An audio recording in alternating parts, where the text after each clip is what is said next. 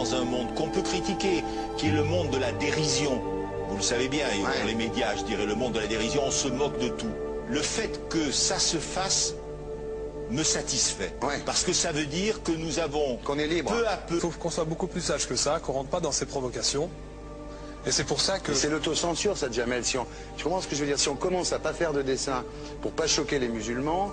Non, si c'est-à-dire que pour moi... C'est de l'autocensure. C'est la fin de la liberté d'expression. Pour moi, la liberté d'expression, la liberté d'expression et le respect font partie, sont mariés ensemble. Mais ça... Moi, je suis pour la liberté d'expression.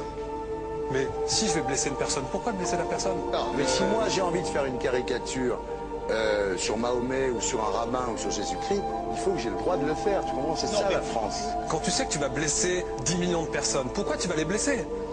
Pourquoi? C'est la liberté, c'est ça. C'est la liberté de... Alors...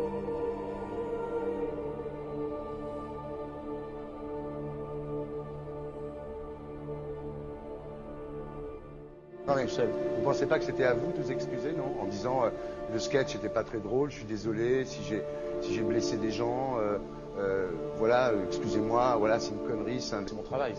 Mais vous ne referiez pas le même sketch quand même? Mais le spectacle que je fais reprend en grande partie les lignes de ce sketch.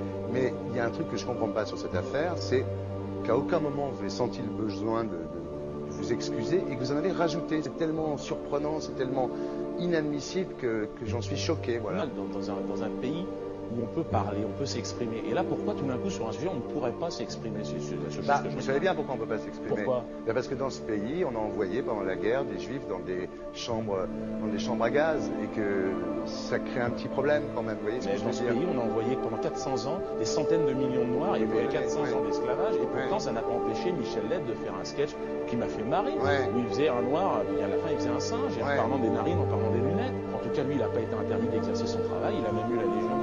Quelqu'un qui a toute sa famille qui a été exterminée dans un camp de concentration et qui voit quelqu'un à la télé qui dit Israël. Vous vous rendez compte? Je ne sais pas. Mais on peut pas. Il y a des moments où même si on connaît les gens, même si on les a invités, on leur... Et c'est pour ça que... C'est l'autocensure, ça, Jamel. Tu comprends ce que je veux dire? Si on commence à pas faire de dessin pour pas choquer les musulmans... Non, c'est-à-dire que pour moi... C'est de l'autocensure. C'est la fin de la liberté d'expression. Pour moi, la liberté... Et là, pourquoi tout d'un coup, sur un sujet, on ne pourrait pas s'exprimer? Vous savez bien pourquoi on ne peut pas s'exprimer. Pourquoi?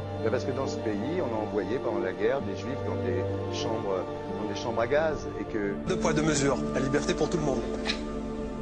C'est-à-dire? La liberté pour tout le monde. Il y a une personne comme Dieudonné qui a fait un rabbin, enfin qui a fait un colon juif, etc. Tous ces DVD ne sont plus dans les pactes. On l'empêche de venir, on l'empêche médiatiquement, on ne le voit plus.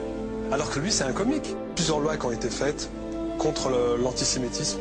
Et moi, je fais un appel aujourd'hui de faire une loi contre l'islamophobie.